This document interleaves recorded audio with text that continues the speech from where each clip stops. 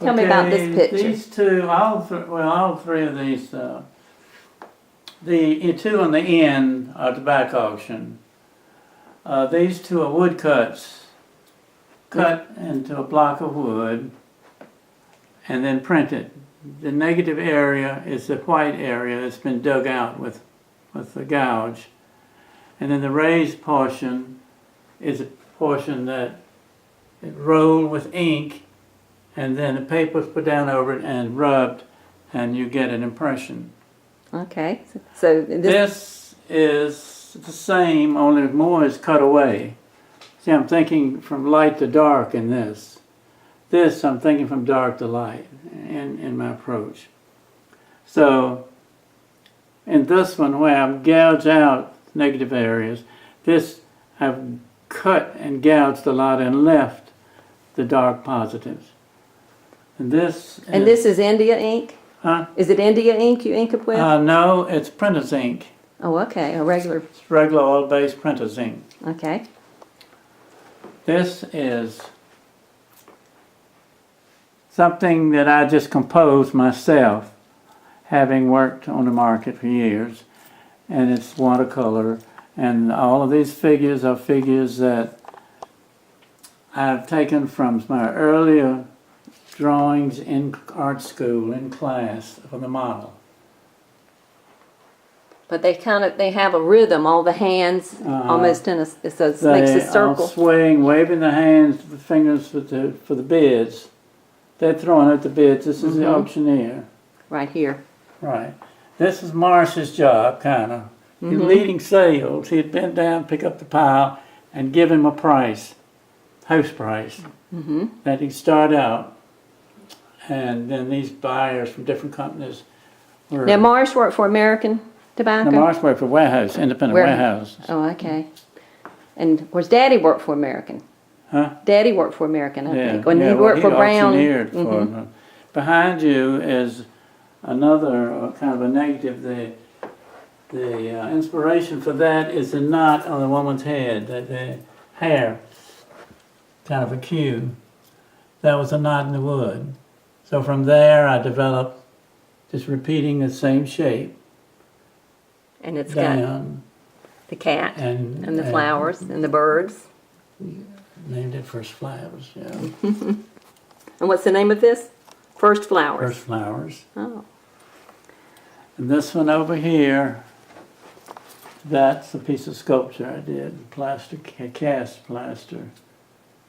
I did about 5 of them, but they all are broken and shattering just about. This is a drawing with a grease-based lithograph crayon, as opposed to pastels, which is soft, dusty. The lithograph is an oil-based, grease-based. So do they call those stick. oil pastels today? Is that the same as an oil pastel? Oil pastel? Or is it? Oil pastels are similar. Oh, okay. And you'll notice if they were square, rectangular. I like to work with them because the edge makes a line, or the corner, or anything like that, or the flat part. This was a drawing of dead trees along a creek bank, or drainage ditch, or barn. You can see the fields beyond. Did you do that out in the plein air? Sketch. Did it from sketch? Sketch from on the spot. We were up in around Roanoke in the hills. A picture in the living room. In the clearing was done on the same trip. And this is won prizes and shows. All right. Right there, best. Now, how long were you at Elon? 25 years. And you taught everything when you were there at one time. You were the one-man art department at one time. Yeah, started that way, yeah.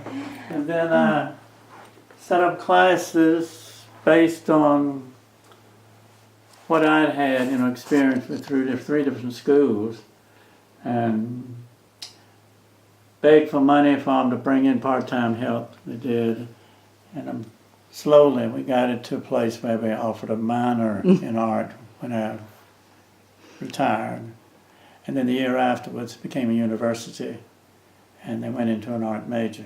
So I've talked to several there were people about that went to there were Elon. about 5 teachers when I retired. Not all of them full time, but touched on most categories of the art This is forms. Now, this was your studio? Done in studio? No, this is Greensboro. It was my area studio at UNC when I was doing graduate work. That was my thesis show. These paintings were, I did 15 interiors. Some of them were done at Elon, and some of them up there. Now, this is the This is watercolor. another one. This was the last one I did. Or next to the That's last the same one. series as that one. Now that one, my thesis was to show how light sources and light quality changed color or affected color. Depending on the angle. Yeah, that you're in. depending on the source of light, whether it was night or day, the quality of light, in other words. And in this one, I was experimenting with reverse perspective. Do you understand what I mean by that? Yeah, well, I see it's wider here and going, Yeah, That- but that way? that's not what I meant there. okay, what is that? In perspective, things, of course, get smaller or seem to get smaller as you get farther away from them. Mm-hmm.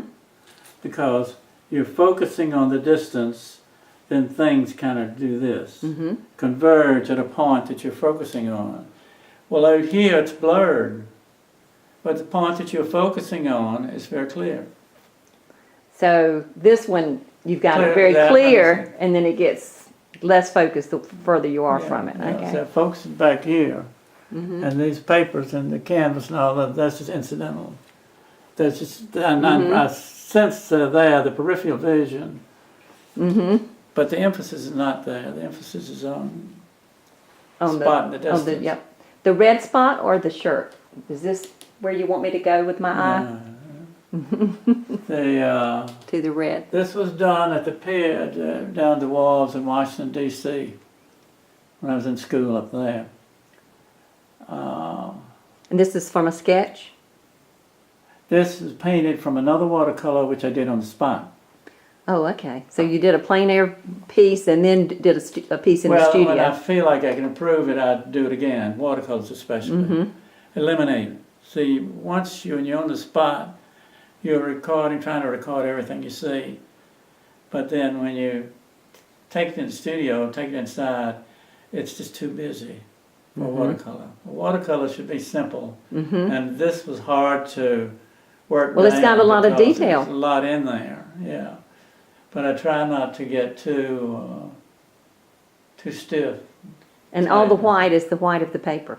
The hardest thing to do was to keep from covering up so much white, which is a bare paper, of course. Mm-hmm.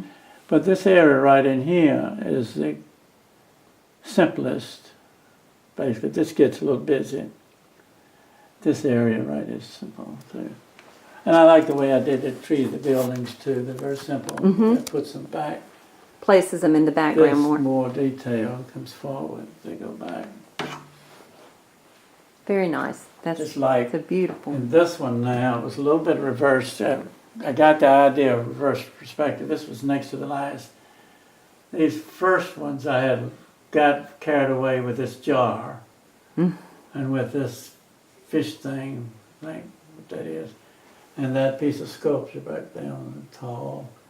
And so that became a focal point, and all of this just became a frame for it. Very nice. So I love to have art instruction in here. Where are we going in here? Okay. Yeah. Okay. The painting was done Need a little light. on the spot first, sitting in the field out of Roanoke, Virginia. And I'm more or less just sitting in the middle of the field and was kind of looking at the perimeter, the outskirts. And this was autumn, as you see. leaves are beginning to turn and giving it some nice color. And this is painted, it's an oil painting painted on a gesso covered piece of masonite, untempered masonite. That's covered with gesso, which is A hardwood. I mean, it's a yeah, board, kind of basically. a chalk-like It has- substance. You can make it yourself. That's homemade gesso, made out of gelatin and Spanish whiting and various combinations. or you can buy it. And you can work with it thickly. I've got, well, I don't have here, but I did a number of paintings where it stood out that far off of the background. So I Just sculpted really- into those pieces, you know. So where are those pieces now? Uh, Where are those? Where's the thick piece? One former supervisor at Roanoke bought it to go in her bathroom. It was red and black and white, abstract. So you'll have to explain to me sometime abstract. I mean, how Abstract. you can, It's how do you compose a focal point no or necessary- a? Well, it's abstract, non-objective abstract, really. Really, you make what you can see in it. You see things that remind you of something else. Okay, somebody else may think something different. So it's not necessarily meant to be a photographic reproduction of what you see there, but instead a feeling of what you see or experience. This one over here is Danny's. Danny did that, and it's his idea, concept of Connecticut winters. He was inspired by Jackson Pollock, who did Drip School. Hold on a but minute. I just unhappy. ran out of my battery. I ran out of my battery. I got to stop a minute.